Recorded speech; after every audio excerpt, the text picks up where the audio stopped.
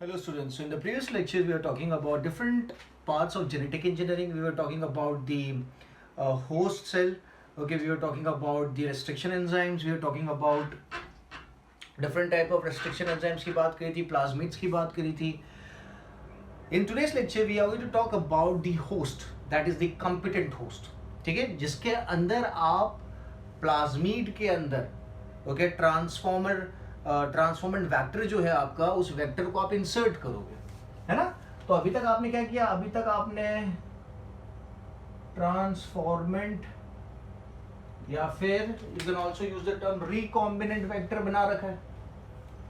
ठीक है, मैं शॉर्टकट में दिखा देता हूं. वेक्टर था, प्लाज्मिड था, जिसको आप वेक्टर की तरीके से यूज करने वाले थे.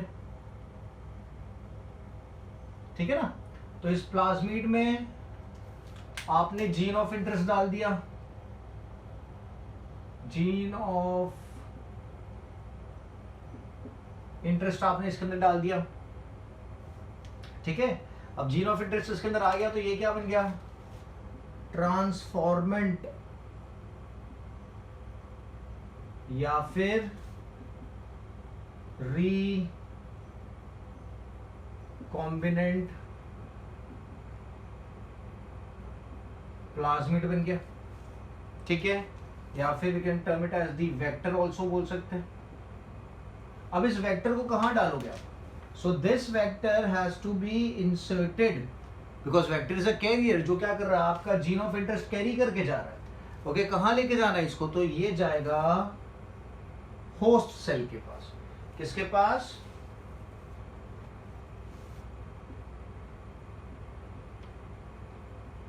होस्ट सेल के पास. ठीक है, तो इसको होस्ट सेल के अंदर किस तरीके से डालेंगे, what are the techniques, what are the method की जो मेरा वेक्टर है which is carrying my gene of interest, that is the recombinant vector या फिर ट्रांसफॉर्मेंट वेक्टर. ओके, उसको होस्ट सेल के अंदर एंट्री कैसे मिलेगी. ठीक है, so let's go through those techniques. So जो होस्ट है, it should be competent in the sense it should be able to take up that genetic material जो आप उसकी बॉडी में, जो आप उसके साइटोप्लाज्म में या न्यूक्लियोप्लाज्म में आप इंसर्ट कर रहे हो, तो वो इतना केपेबल होना चाहिए कि उसको एक्सेप्ट कर सके. ठीक है, so I use the term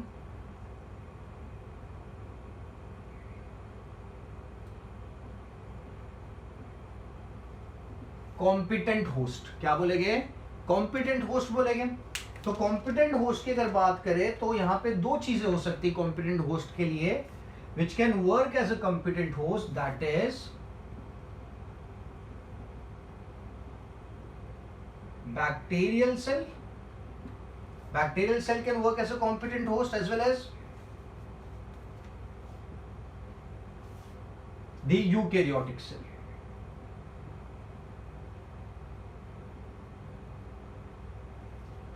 ठीक है, तो बैक्टीरियल सेल काम कर सकता है यहाँ पे as a competent host and the eukaryotic cell can also work here as a competent host.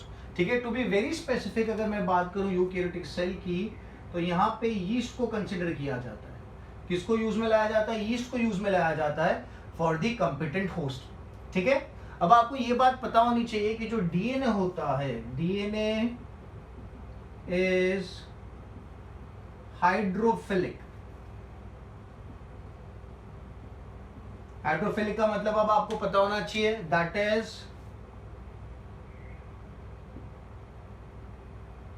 Water loving. It is water loving मतलब DNA would move towards the water. ठीक है, सो नाउ यहां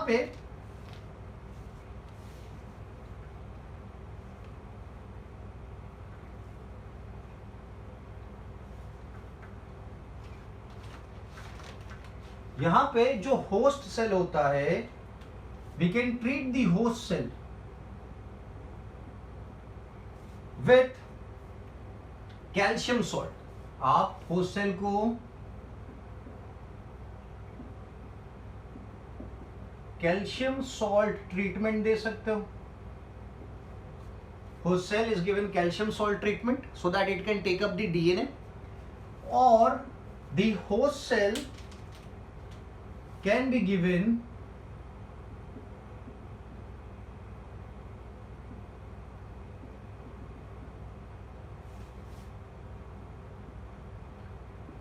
हीट शॉक ट्रीटमेंट। क्या दिया जाएगा? Heat shock treatment दिया जाएगा। किसको? होस्ट सेल को। ठीक है ना। What is heat shock treatment? तो आप पहले इस होस्ट सेल को आइस पे रखोगे। किस पे रखा जाएगा? इसे आइस पे रखा जाएगा और फिर सडनली टेम्परेचर जो है उसको बढ़ा दिया जाएगा। It would bring the temperature to 42 degree Celsius और 42 डिग्री सेल्सियस से फिर से कहां पे ले आएंगे? Will bring it to cold temperature. ठीक है। तो आप यहां पे क्या कर रहे हो? आइस पे रखा, टेम्परेचर लो रखा, लो से एकदम से हाई कर दिया और हाई से वापस लो कर दिया। तो इसके वजह से क्या होता है? जो होस्ट सेल की जो मेम्ब्रेन होती है ना, it undergoes shock. It undergoes shock. तो क्या होता है? pores are created in the membrane because of the shock. क्या होगा? there are pores created और उन pores के थ्रू फिर क्या कर सकते हो आप? आपका वेक्टर अंदर इंट्रोड्यूस कर सकते हो। समझ में आ गया? ठीक है। तो एक तो आप होस्ट सेल को कैल्शियम सॉल्ट ट्रीटमेंट दे सकते हो जिसकी वजह से उसका एक्सेप्टेंस जो है वेक्टर के लिए वो बढ़ जाएगा, या फिर आप होस्ट सेल को क्या कर सकते हो? आप हीट शॉक ट्रीटमेंट दे सकते हो जहां पे होस्ट सेल को पहले लो टेम्परेचर पे रखा जाएगा, फिर एकदम से उसे हाई टेम्परेचर पे ले जाया जाएगा और फिर एकदम से वापस लो टेम्परेचर पे ले आएंगे, जिसकी वजह से जो पोर्स मेम्ब्रेन में अवेलेबल है, the pores are created in the membrane. ठीक है। Created pores of the membrane open लिखेंगे। चलो, pores present in the membrane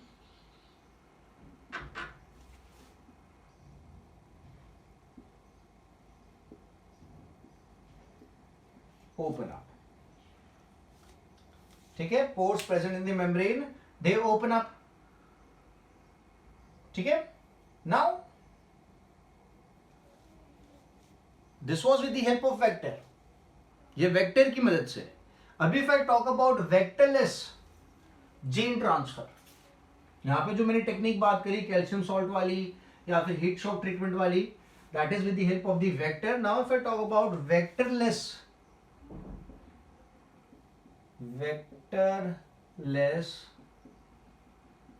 gene transfer, मतलब I don't want to use a vector here. ठीक है। vectorless gene transfer की अगर मैं बात करूं, या फिर another term is direct gene transfer. अगर मैं डायरेक्ट जीन ट्रांसफर करना चाहता हूं,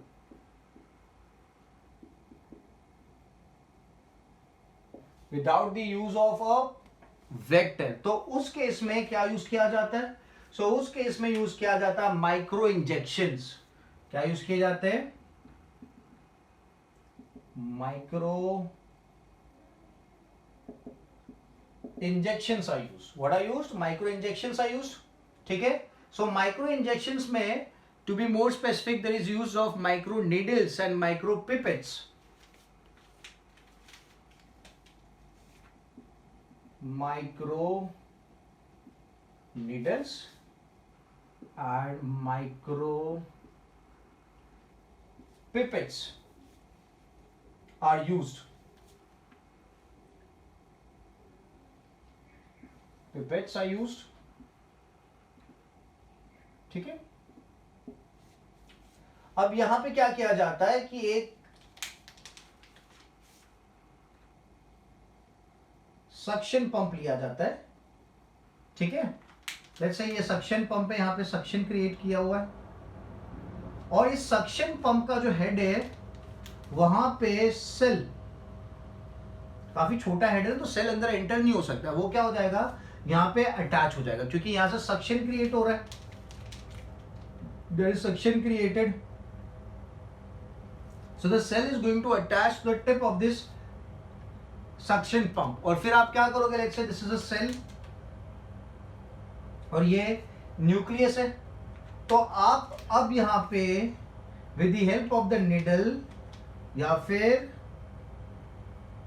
micropipette, with the help of the needle या फिर माइक्रोपिपेट, आप द जीन ऑफ इंटरेस्ट अंदर डाल सकते हो। समझ में आ गया? So this is the cell and this is the micro needle या फिर माइक्रो पिपेट। ठीक है? So this has been tried with, it has already been tried with the oocytes, ovum and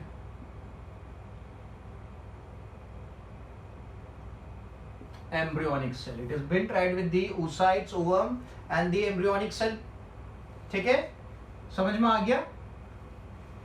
so this is micro injection की मदद से आप directly क्या कर रहे हो, डायरेक्ट जीन को ट्रांसफर कर रहे हो किसके अंदर, न्यूक्लियस के अंदर। ठीक है? तो यहां पे मेंशन भी कर देते हैं, direct gene of interest is inserted in nucleus of host cell. ठीक है? Now this is Santis Chamberlain was the first person to cure mice muscular problems with the help of micro injection वाली technique से। तो मैं यहाँ पे लिखता हूं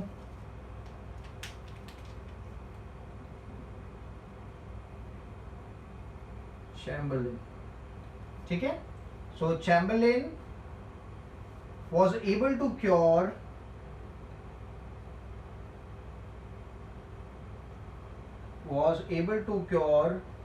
mice suffering from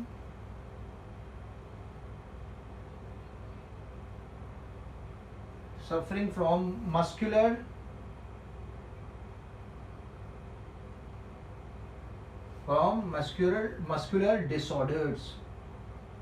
ठीक है? किसने क्योर किया था? शैम्बलियन ने। और जो मस्कुलर डिसऑर्डर होता है ना, so that is equivalent to the condition muscular dystrophy in humans. Okay? So equals to the condition known as muscular dystrophy in humans. तो याली टेक्निक के थ्रू, माइक्रो इंजेक्शंस के थ्रू चैम्बरलियन ने क्या किया था, माइस के अंदर जो माइस मस्कुलर डिसऑर्डर से सफर कर रहा था ना, उस माइस को ठीक कर दिया था।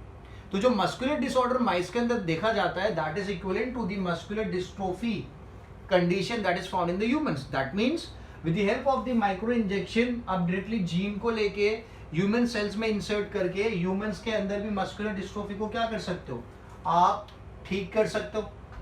ठीक है? सो आपको नाम याद रखना है शैम्बलियन का। Okay, so now moving ahead,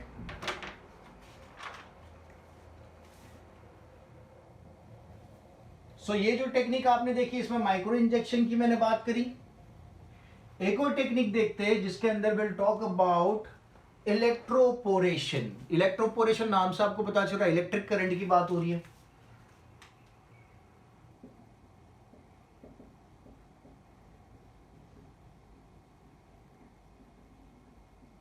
electroporation, तो इलेक्ट्रोपोरेशन की अगर मैं बात करता हूं तो यहां पे क्या है, protoplast when exposed to electric current क्या होता है उसके अंदर, पोर साइज इंक्रीजेस, जो अभी अपन ने पहले बात करी थी। Protoplast when exposed to electric current, protoplast when exposed to electric current होता क्या है, the pore size of the membrane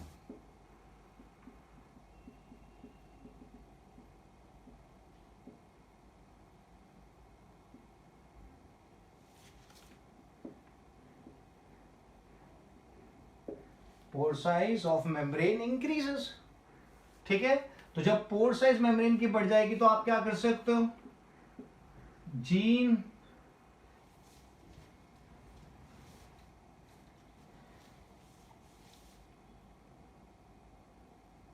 it helps in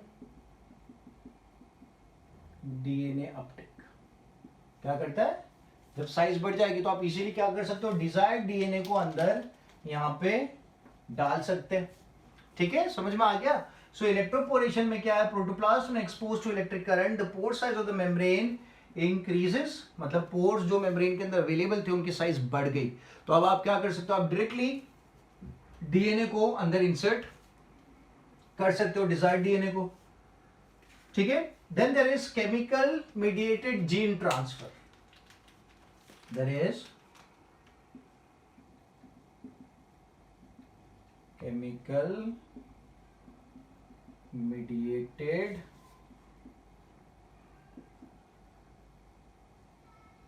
transfer. ठीक है, सो केमिकल, बड़ा ऑब्वियसली नाम से आपको पता चल जाएगा, केमिकल की मदद से। ठीक है, तो यहां पे what is done is the cell is treated with polyethylene glycol. Cell is treated with PEG, okay, that is polyethylene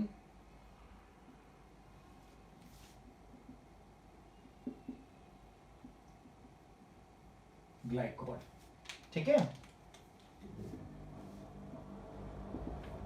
सो क्या होगा, it helps in Uptake of foreign DNA। It helps in uptake of foreign DNA। कौन सा chemical है, PEG, that is polyethylene glycol। तो यहां पे कहीं पे भी मैं वेक्टर की बात नहीं कर रहा हूं, यहां पे सीधा आप डिजायर्ड डीएनए, डिजायर्ड जीन को कहां इंसर्ट कर रहे हो, होस्ट सेल के अंदर। ठीक है, नाउ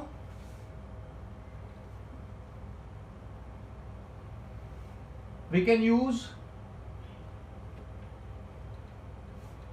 डीएनए इंजेक्शंस। क्या यूज कर सकते हैं,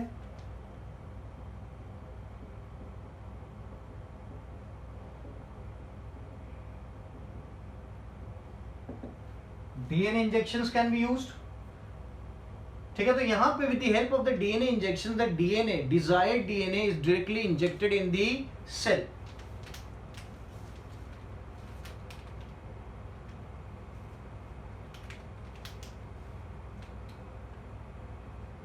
DNA is directly injected in the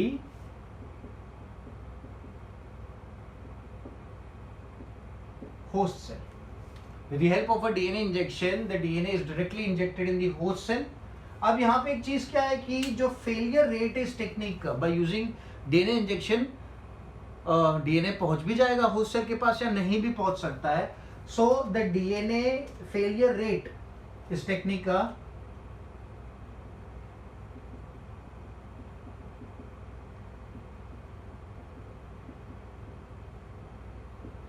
failure rate is high. ठीक है, but it is used to develop the concept of vaccines. आप अगर डीएनए इंजेक्शन के थ्रू कोई बड़ा सा काम करना चाहते हो, ओके, दैट इज आप जेनेटिक इंजीनियरिंग का कोई बड़ा प्रैक्टिकल करना चाहते हो, it is not possible, but ये हेल्पफुल आता है to develop the concept of DNA vaccine.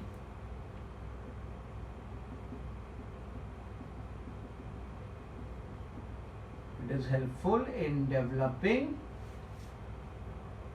concept of DNA vaccine। It is also termed as genetic immunity।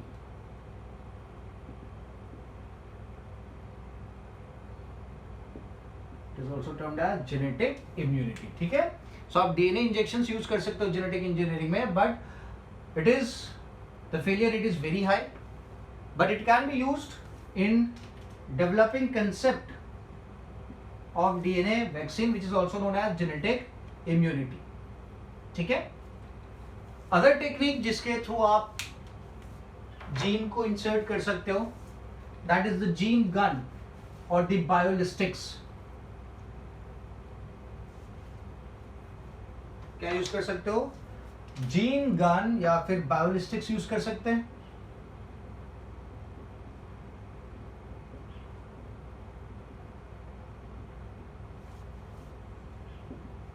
ठीक है, सो जीन गन या बायोलिस्टिक्स की बात करें तो यहां पे क्या यूज किया जाता है? यहां पे गोल्ड एंड टंगस्टन के पार्टिकल्स यूज किए जाते हैं और उन पार्टिकल्स के ऊपर डीएनए को कोट किया जाता है।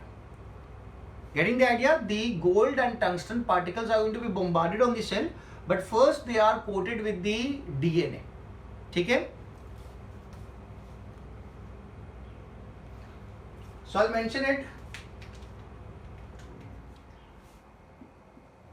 Gold and tungsten particles of size 1 to 2 micrometers. Micrometers are used. ठीक है? This gold and tungsten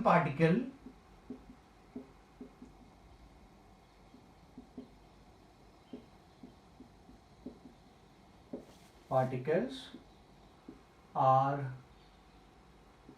coated with, किससे कोट करना है? Are coated with DNA.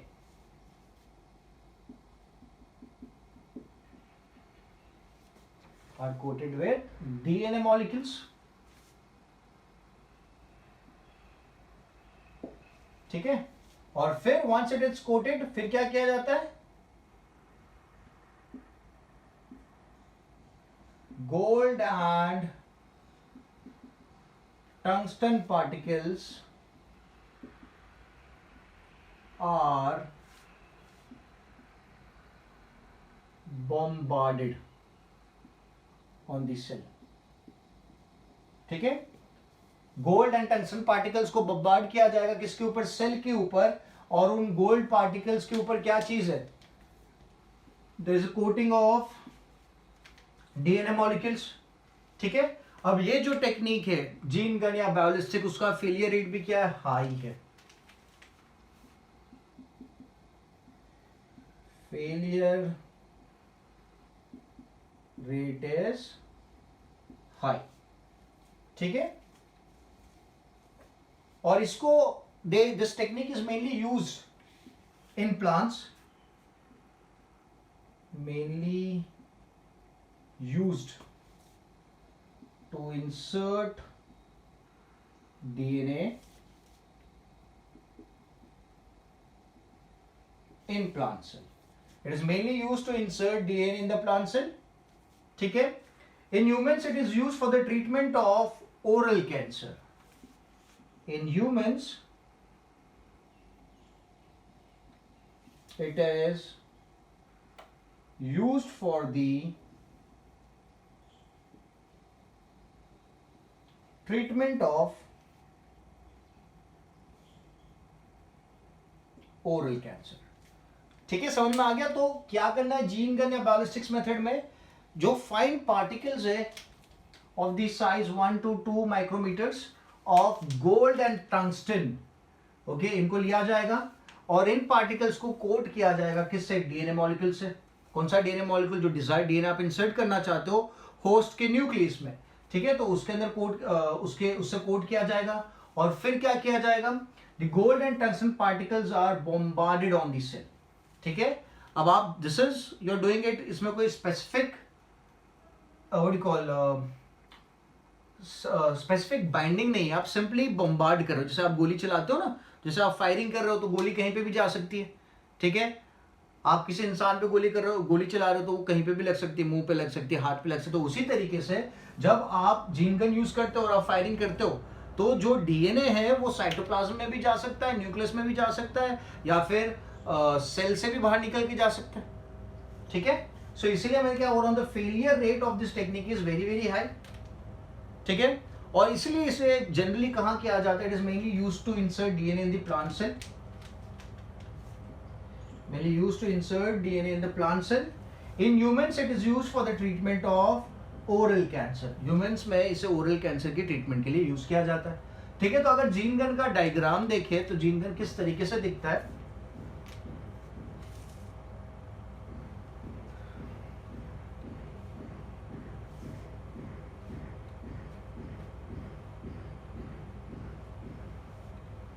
So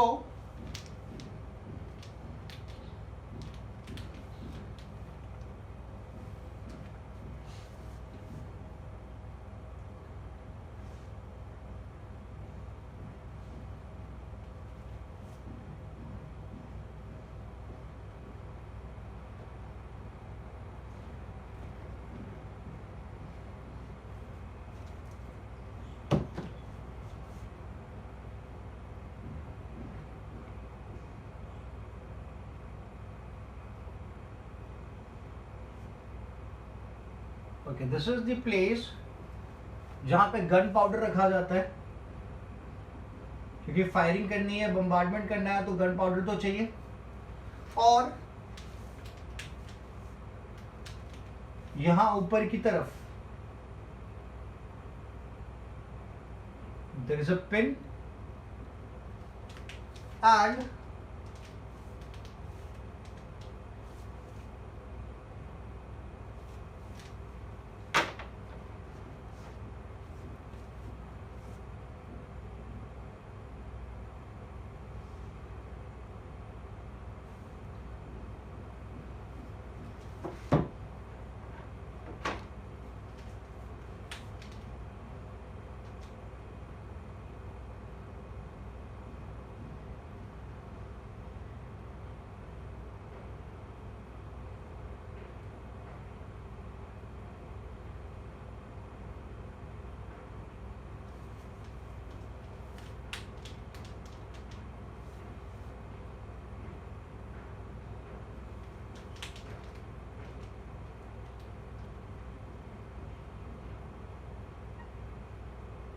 this is the way it looks.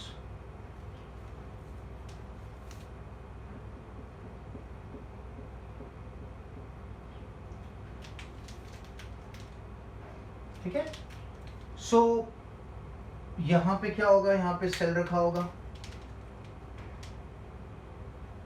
यहां पे सेल होगा। सो दिस इज द पिन। ये क्या चीज है, ये पिन है। ठीक है, ये कौन सा पोर्शन है, this is the gun powder disc, this is the gun powder disc. ठीक है, और ये क्या है, ये वो कंपार्टमेंट है जहां पे गोल्ड और टंगस्टन के पैलेट्स रखे होंगे, गोल्ड एंड टंगस्टन पैलेट। ठीक है, और यहां पे एक ओपनिंग दिखा रखी है मैंने, this is known as the vent, इसे वेंट कहा जाएगा। और यहां पे आ गया अपना सेल। ठीक है, तो आप इसको यूज कैसे करेंगे, तो ये जो पिन है, इस पिन को आप निकालोगे, तो पिन को निकालने की वजह से क्या होगा, जो गन पाउडर है उसमें फायर, उसमें बम्बार्डमेंट होगा। ओके, और जो बम्बार्डमेंट होगा, उस बम्बार्डमेंट से ये जो चैम्बर है जिसके अंदर गोल्ड और टंगस्टन के पार्टिकल रखे हुए, पार्टिकल क्या करेंगे, they would B shooting out of the gene gun. समझ में आ गया, जैसे गन में होता है ना, तो गन में क्या होता है, जैसे आप ट्रिगर दबाते हो तो जो गन पाउडर होता है वो जलता है, तो उसी तरीके से यहाँ पे ट्रिगर कौन है, ये पिन है। पिन जैसे निकालोगे तो गन पाउडर क्या होगा, वो एक्सप्लोड करेगा, और जैसे गन पाउडर एक्सप्लोड करेगा तो जो पार्टिकल्स थे गोल्ड के और टंगस्टन, वो यहां से फायर अप हो गए, they would be thrown out of this gene gun, और सीधा वो कहां एंटर करेंगे, they would enter the cell. So it could be the cytoplasm of the cell और it could enter the nucleus of the cell, वो कहीं पे भी एंटर हो सकते हैं। ठीक है, इसलिए मैंने बताया कि the failure rate is very high. Simple and easy. So this were some of the methods through which आप डिजायर्ड जीन को बिना वेक्टर यूज करें, बिकॉज क्योंकि मैंने आपको स्टार्टिंग में ही बता दिया वेक्टरलेस, क्या बोला मैंने, वेक्टरलेस जीन ट्रांसफर की मैंने बात करी।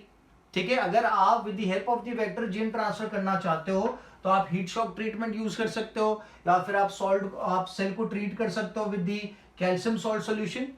ओके, और वेक्टर लेस के लिए आप जीन गन यूज कर सकते हो, बैलिस्टिक्स यूज कर सकते हो।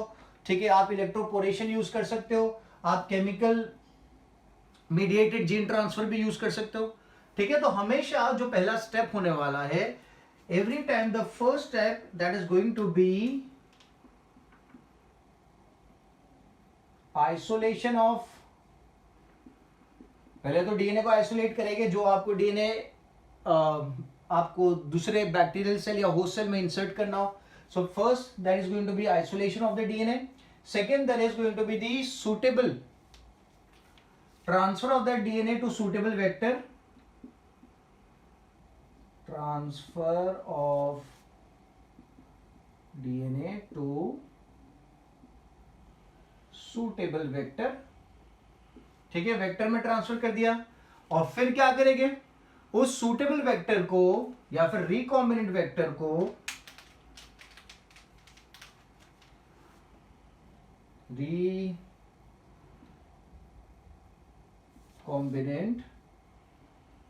vector is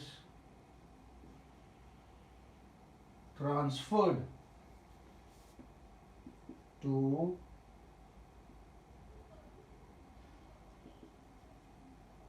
competent host।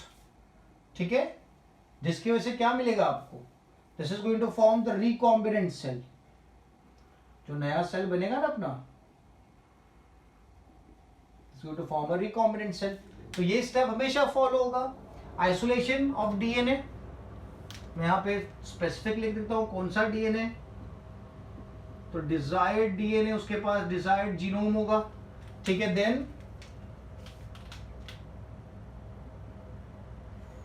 Transfer of that DNA to the suitable vector. ठीक है, आपको पता है सूटेबल वेक्टर की क्या क्या कैरेक्टरिस्टिक्स है, ओआरआई होना चाहिए उसके पास रिकग्निशन साइट्स होनी चाहिए, मार्कर्स होने चाहिए। ठीक है, फिर आपका रिकॉम्बिनेंट वेक्टर बन गया, फिर उस रिकॉम्बिनेंट वेक्टर को कहां ट्रांसफर कर देंगे, कॉम्पिटेंट होस्ट के पास। ठीक है, और फिर कॉम्पिटेंट होस्ट के अंदर जब आपका रिकॉम्बिनेंट वेक्टर आ जाएगा, जीनोम के साथ मिक्स हो जाएगा, तो किस चीज का फॉर्मेशन होगा, there is going to be the formation of recombinant cell. और ये रिकॉम्बिनेंट सेल क्या करेगा, okay, this recombinant cell is going to show the expression, it shows expression of our desired gene, it shows the expression of our desired gene। ठीक है, so this were some of the techniques that can be used to transfer the desired gene with the help of the vector and without the help of the vector inside the host cell। ठीक है, clear है, simple and easy. ठीक है, so gene gun is very important, मैंने आपको parts बता दिए किस तरीके से यूज में आता है, ये भी मैंने आपको बता दिया है। ठीक है, सो आई होप आप प्रीवियस लेक्चर्स को आपने अच्छे से देखा है और आपको पता चल रहा है जो मैं स्टेप्स बता रहा हूँ। ठीक है, because genetic engineering is a very important topic, तो आपको अच्छे से समझ में आना चाहिए। ठीक है, और once you are done with the lecture, आपको नोट्स बना के मुझे नोट्स का फोटोग्राफ क्लिक करके व्हाट्सएप करना है। ठीक है, so I will keep this much for the lecture, in the next lecture will move ahead and talk about more details regarding this chapter. ठीक है, चलो बाय बाय।